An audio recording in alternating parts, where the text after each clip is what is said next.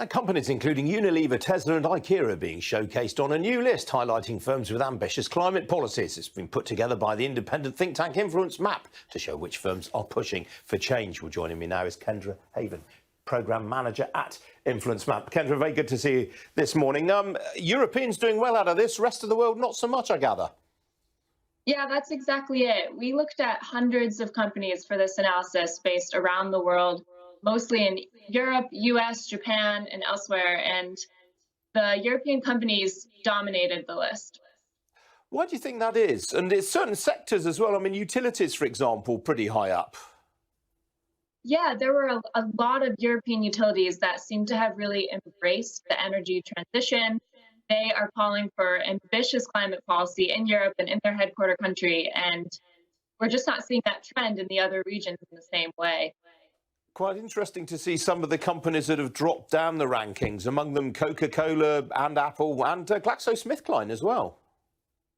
Yeah, one of the reasons is, over the last few months, we've seen increasing calls for climate action. We know that this emergency is at a point of no return.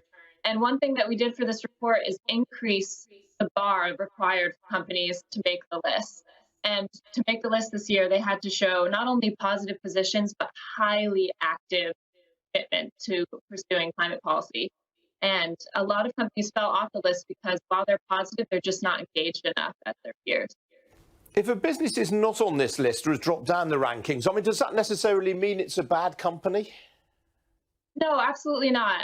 The bar for making this list is pretty high. And for a lot of the companies that didn't make it, it might mean that they're on the right path. They support climate policy, they want to see it, but they're just not putting their resources behind it in the way that some of the others are.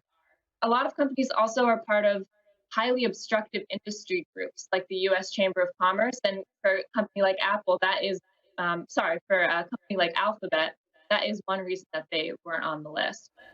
All right, Kendra, good to talk to you this morning, and thanks very much for joining me at such an unsociable hour. Appreciate it.